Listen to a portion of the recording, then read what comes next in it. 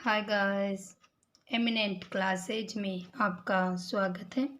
आज हम उपखंड अधिकारी के बारे में चर्चा करेंगे कि जो उपखंड अधिकारी है उसकी जो भूमिका क्या क्या है और उसकी आवश्यकता क्यों पड़ी, इसके बारे में हम चर्चा करेंगे। सबसे पहले हम बात करें तो उपखंड अधिकारी होता है, उसको हम एसटीएम कहते हैं या एसटीओ भी कहा जाता है। हम बात करें खंड की, तो खंड किसे कहा जाता है? जो खंड है वो पंचायती राज जो संस्थाएं होती है उनसे अलग होता है। और तहसील होती है तो दो तीन तहसील होती है, वो एक उपखंड के अंदर आती है। आगे हम बात करें एसडीएम की भूमिका की, तो एसडीएम की जो भूमिका होती है हम उसे शॉर्ट में बोले तो आरएमए। आर का मतलब होता है रेवेन्यू अर्थात भू राजस्व के रूप में, और एम का मतलब होता है मजिस्ट्रेट यानी दंड नायक के रूप में, और ई एग्जीक्यूटिव यानी कार्यपालक के रूप में होता है। क्योंकि जिला कलेक्टर होता है वो, उसके पास इतने सारे कार्य होते हैं, तो वो जो कार्य है वो नीचे जो विभाग होते हैं उनके अंदर डिवाइड कर देता है। इसी कारण जो उपखंड अधिकारी है वो भू राजस्व, दंड नायक और कार्यपालक के रूप में अपनी भूमिका निभाता है। आगे हम बात करें कि जो उपखंड अधिकारी है राजस्थान जो प्रशासनिक सेवा है उसका अधिकारी होता है, अर्थात आरएस अधिकारी होता है। उपखंड अधिकारी कौन होता है?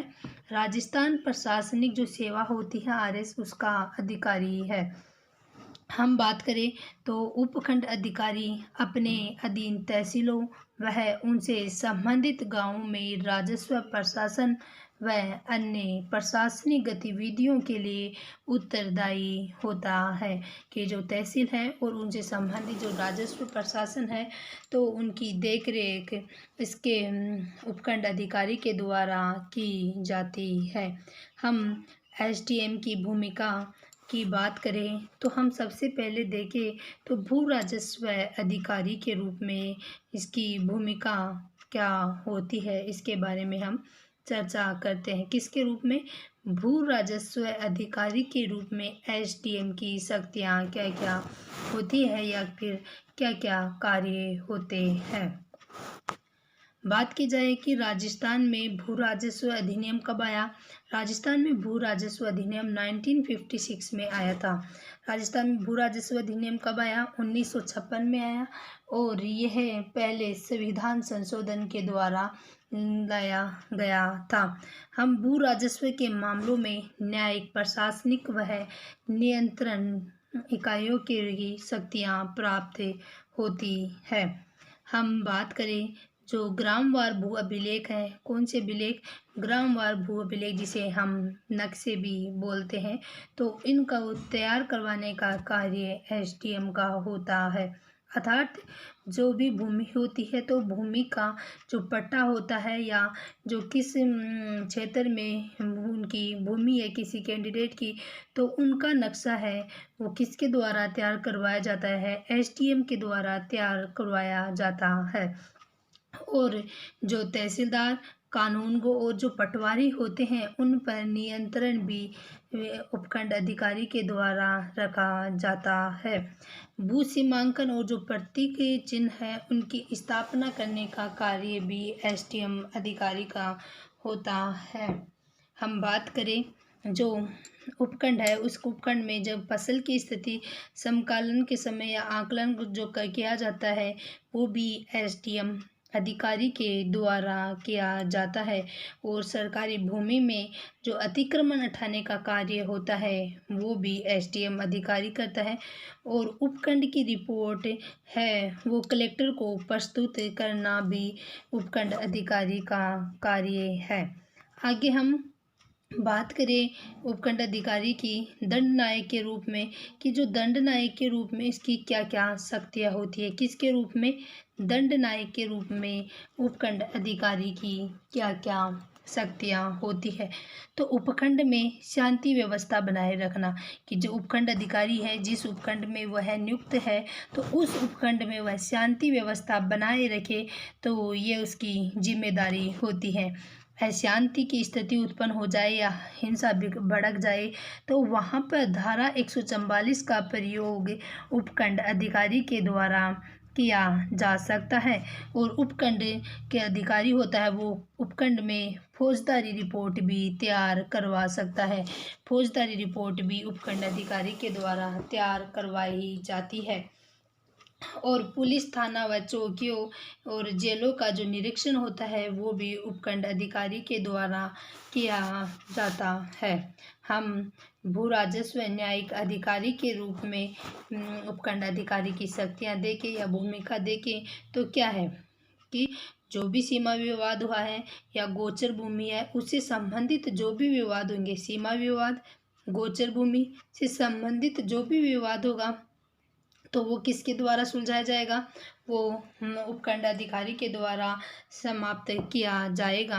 और भू अभिलेख से संबंधित जो भी विवाद होंगे वह भी जो उपखंड अधिकारी है वह देखता है। आगे हम बात करें कि जो काश्तकारों के वर्ग निर्धारित करने से संबंधित विवाद हैं वो किसके द्वारा किए जाते हैं, वो भी उपखंड अधिकारी के द्वारा किए जाते हैं। क्या काश्तकारों से वर्ग जो निर्धारित होते हैं उनसे संबंधित जो भी विवाद होते हैं वो किसके द्वारा देखे जाते हैं, उपखंड अधिकारी के द्वारा देखे जाते हैं। आगे हम बात करें उत्तराधिकार विभाजन से जो संबंधित विवाद होता है वो किसके द्वारा सुलझाया जाता है, वो भी उपखंड अधिकारी के द्वारा सुलझाया जाता है। मुआवजे की बात की जाए तो मुआवजे से संबंधित जो भी विवाद होता है वो कौन का देखता है, वो भी उपखंड अधिकारी देखता है। आगे हम बात करें और यह सभी भू राजस्व न्यायिक अधिकारी के रूप में अपनी भूमिका निभाता है। आगे हम प्रशासनिक अधिकारी के रूप में उपखंड अधिकारी की शक्तियां देखें। किसके रूप में, प्रशासनिक अधिकारी के रूप में हम उपखंड अधिकारी की शक्तियों की बात करें तो उचित मूल्य की दुकान, उचित मूल्य की दुकान कौन सी होती है, जो राशन की दुकान होती है वहाँ पर चीनी, केरोसिन, चावल, कपड़ा, साबुन, दाल, गेहूँ आदि का वितरण सही तरीके से करवाने के जिम्मेदारी भी किसकी होती है, उपखंड अधिकारी की होती है। अर्थात उचित मूल्य की दुकानों पर जो भी सामान वितरण करना होता है उसकी जिम्मेदारी किसकी होती है, उपखंड अधिकारी की होती है। आगे हम बात करें कि जो उपखंड में उपभोग की जो भी वस्तुएं हैं उनकी उपलब्धता की जानकारी भी उपखंड अधिकारी के द्वारा दी जाती है। उपभोग की जो भी वस्तुएं हैं, जबकि जिन भी उपभोक्ता है वो उपभोग करता है या उसके लिए आवश्यक जो वस्तुएं हैं उनकी उपलब्धता की जानकारी उपखंड अधिकारी के द्वारा दी जाती है। हम बात करें राजस्व अभियानों के अंतर्गत जो जन शिकायत होती है उनका निवारण भी उपखंड अधिकारी के द्वारा किया जाता है। और गरीबी रेखा से नीचे जीवन यापन करने वालों का डाटा भी एकत्रित करने का कार्य उपखंड अधिकारी का होता है। हम उप जिला निर्वाचन अधिकारी के रूप में उपखंड अधिकारी की बात करें तो उप जिलाधिकारी के रूप में क्या क्या कार्य करता है या उसकी क्या भूमिका होती है, तो हम देखें कि लोकसभा, विधानसभा और स्थानीय निकायों के जो चुनाव संपन्न करवाने होते हैं वो किसके द्वारा करवाए जाते हैं, तो वो भी उपखंड अधिकारी के द्वारा करवाए जाते हैं। किसके, लोकसभा, विधानसभा और स्थानीय जो निकाय है वहाँ पे जो चुनाव संपन्न करवाने होते हैं वो किसके द्वारा करवाए जाते हैं, उपखंड के द्वारा, उपखंड में उपखंड अधिकारी के द्वारा करवाए जाते हैं। अर्थात हम कह सकते हैं कि जो उपखंड अधिकारी होता है वो जिला कलेक्टर की आंख व कान की तरह होता है। अर्थात जिला कलेक्टर की आंख व कान से मतलब है कि जिला कलेक्टर के लगभग सभी कार्य उपखंड अधिकारी के द्वारा पूरे किए जाते हैं। आगे हम तहसीलदार के बारे में बात करेंगे कि जो तहसीलदार है, तहसीलदार की आवश्यकता क्यों हुई और तहसीलदार है उसका कार्य क्या है, उसकी भूमिका क्या क्या है, इसके बारे में हम पढ़ेंगे। सबसे पहले हम बात करें तहसील शब्द की, कि जो तहसील शब्द है तो वो तहसील शब्द आया कहाँ से। तो तहसील शब्द कहाँ का है। तहसील शब्द है अरबी भाषा का शब्द है। कहाँ का शब्द है तहसील। अरबी भाषा का शब्द है। हम राजस्थान में तहसील शब्द का प्रयोग सर्वप्रथम कब कर किया जाता है। 1791 में 1791 में अलवर राज्य में किया गया था। पूछ लिया जाए कि राजस्थान में तहसील शब्द का प्रयोग सर्वप्रथम कहाँ किया गया, तो कहाँ किया गया था सर्वप्रथम तहसील शब्द का प्रयोग 1791 के अंदर अलवर राज्य में किया गया था। 1872 में, फिर 1872 में बीकानेर में भी तहसील शब्द का प्रयोग किया। हम जो अलग अलग राज्यों में तहसीलदार का पद होता है, अलग अलग राज्यों में अलग अलग नाम से तहसीलदार का पद होता है। बात करें हम तो तमिलनाडु के अंदर तालुका कहा जाता है। तहसीलदार को क्या कहा जाता है, तालुका कहा जाता है। गुजरात के अंदर भी तहसीलदार को तालुका कहा जाता है। और महाराष्ट्र के अंदर भी जो तहसीलदार शब्द है, तहसीलदार शब्द को तालुका या महल कहा जाता है। क्या कहा जाता है, तालुका या महल कहा जाता है। और हम बात करें कि जो तहसीलदार का जो पद होता है वो कौन सा होता है, तो वह भी राजस्थान प्रशासनिक सेवा की अधीनस्थ जो सेवा है उसमें राजस्थान तहसीलदार सेवा से आता है। RTS हम से बोल सकते हैं। जो अधीनस्थ सेवा में होता है तो राजस्थान तहसीलदार सेवा जो RS की निम्न पोस्ट हम बोलते हैं उसे। आगे हम बात करें इसकी नियुक्ति किसके द्वारा की जाती है, कि जो तहसीलदार होता है तो तहसीलदार की नियुक्ति कौन करता है। तो तहसीलदार की नियुक्ति कौन करता है, राजस्व मंडल के द्वारा की जाती है। तहसीलदार की नियुक्ति किसके द्वारा की जाती है, तहसीलदार की नियुक्ति राजस्व मंडल के द्वारा की जाती है। हम राजस्व मंडल की बात करें कि राजस्व मंडल कहाँ पर है, तो राजस्व मंडल है वो अजमेर के अंदर है। आगे हम बात करें कि तहसीलदार क्या करता है कि भू राजस्व एकत्रित करता है। तहसीलदार क्या करता है, भू राजस्व एकत्रित करता है। हम तहसीलदार की भूमिका की बात करें तो तहसीलदार की भूमिका भी अलग अलग रूपों में बटी हुई है। जैसे भू राजस्व अधिकारी के रूप में, राजस्व न्यायालय के रूप में, प्रशासनिक अधिकारी के रूप में हम बटी हुई है। हम सबसे पहले बात करें भू राजस्व अधिकारी के रूप में तहसीलदार की क्या भूमिका है। तो बात की जाए तो पहले प्रत्येक गांव, कौन सा, प्रत्येक गांव की जो भूमि का कसरा, नक्शा और नामांतरण अभिलेख होते हैं उनको तैयार करवाया जाता है तहसीलदार के द्वारा। क्वेश्चन पूछ लिया जाए कि भूमि का कसरा, नक्शा और नामांतरण जो अभिलेख हैं किसके प्रत्येक गांव में किसके द्वारा तैयार करवाए जाते हैं, तो वो है तहसीलदार के द्वारा तैयार करवाए जाते हैं। और उपखंड के अंदर किसके द्वारा तैयार करवाए जाते हैं, उपखंड अधिकारी के द्वारा तैयार करवाए जाते हैं। और जो कानून को और जो पटवारी होता है उसका निरीक्षण वह नियंत्रण भी तहसीलदार के द्वारा किया जाता है। हम नामांतरण जो भी विवाद होते हैं उनका निस्तारण भी तहसीलदार करता है। और जो कृषि भूमि पर मकानों का नियमन करना होता है वो भी किसके द्वारा किया जाता है, तहसीलदार के द्वारा किया जाता है। हम बात करें 1000 वर्ग मीटर तक की भूमि को आवासीय भूमि में रूपांतरित करता है कौन, तहसीलदार। कि जो 1000 वर्ग मीटर तक की जो भूमि है उसको आवासीय भूमि में रूपांतरित कौन करेगा, वो करेगा तहसीलदार।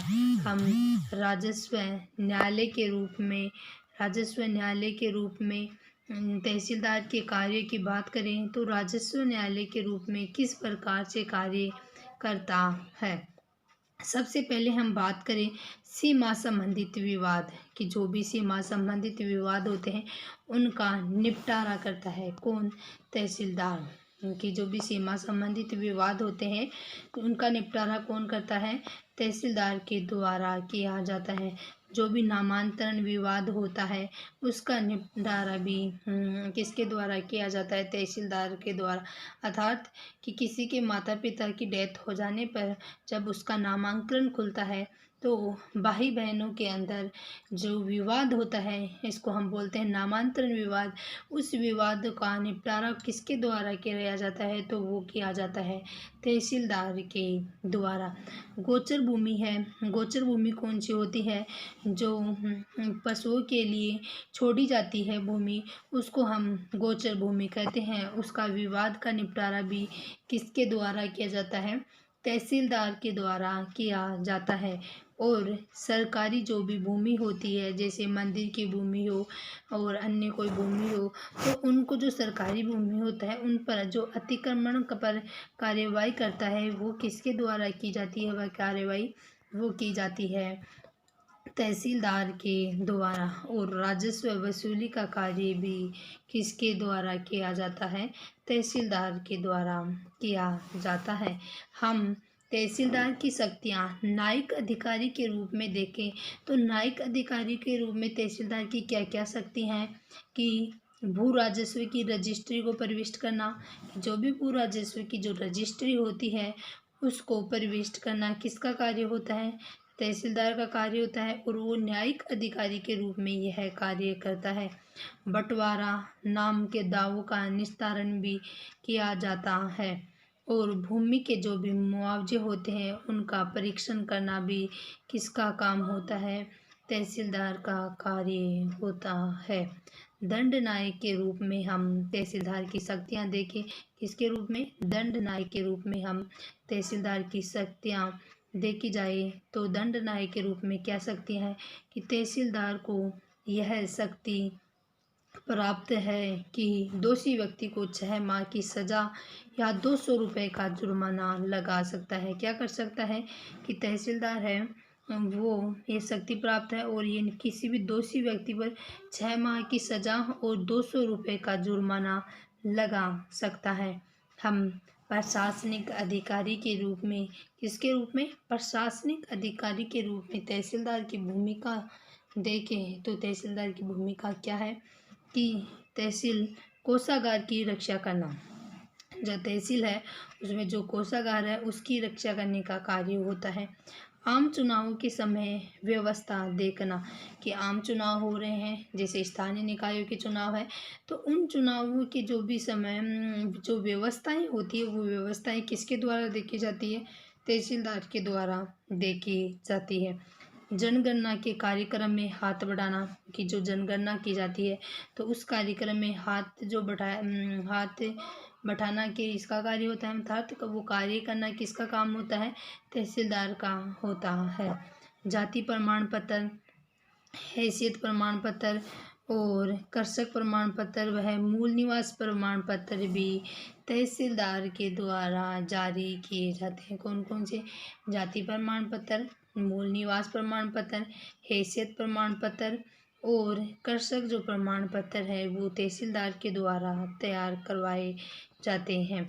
यह तहसीलदार के प्रशासनिक अधिकारी के रूप में कार्य करता है।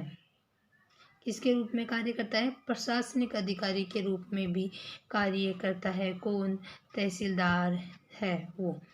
हम अब चर्चा करेंगे पटवारी के बारे में कि राजस्थान में जो पटवार है तो उस पटवार की क्या भूमिका होती है और जो पटवारी होता है उसके कार्य क्या क्या होते हैं, इसके बारे में हम सबसे पहले चर्चा करेंगे।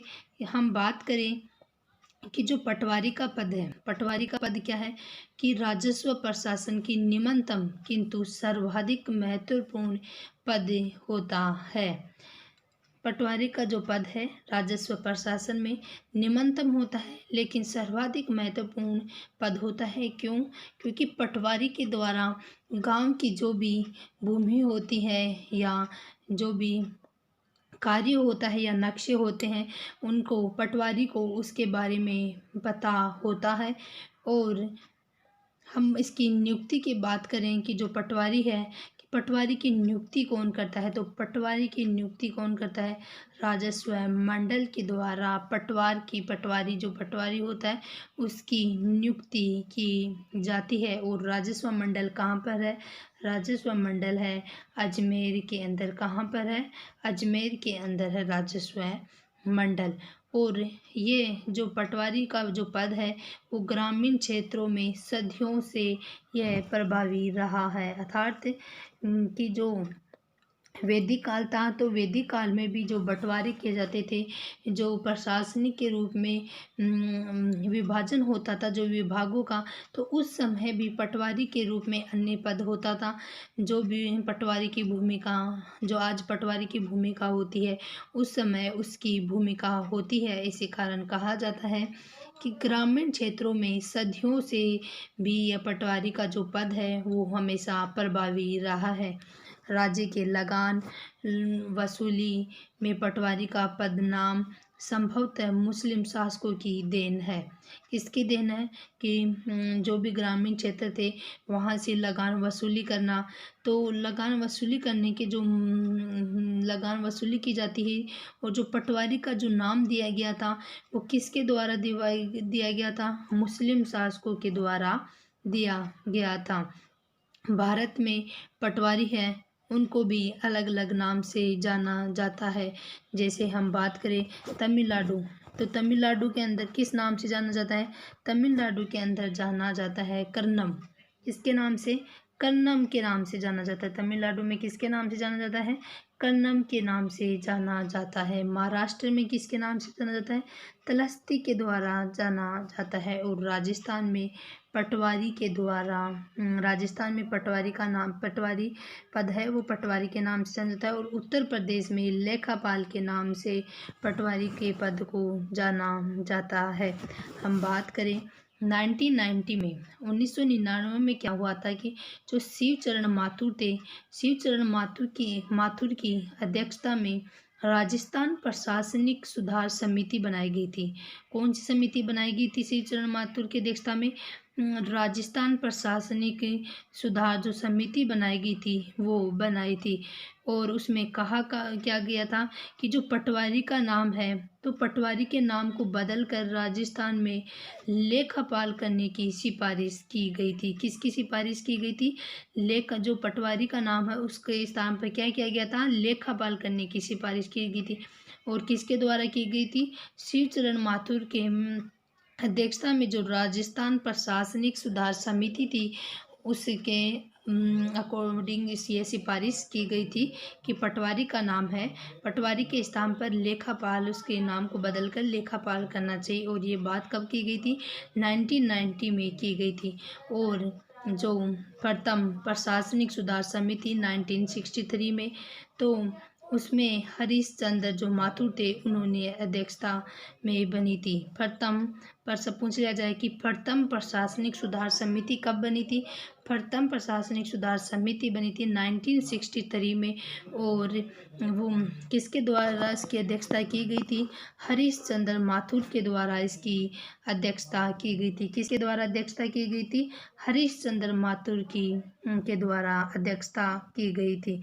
हम बात करें कि इन्होंने क्या कहा था कि राजस्थान में सामान्यतः 7500 एकड़ कृषि भूमि है एवं 300 कसरों पर एक पटवारी नियुक्त किया जाता है। राजस्थान में कैसे है कि 7500 जो एकड़ कृषि भूमि है लेकिन 300 कसरों पर एक पटवारी नियुक्त किया जाता है। हम पटवारी के कार्य देखें कि पटवारी के क्या क्या कार्य होते हैं। तो पटवारी का कार्य क्या क्या है कि जो भी भूमि का बंटवारा करना होता है, नामांतरण करना होता है, जो कृषि जोत है अर्थात जो भूमि को नापना होता है उसका कार्य भी पटवारी के द्वारा किया जाता है। मालिकाना हक देखना तथा भू राजस्व संबंधित विवादों का सामना सर्वप्रथम पटवारी ही करता है।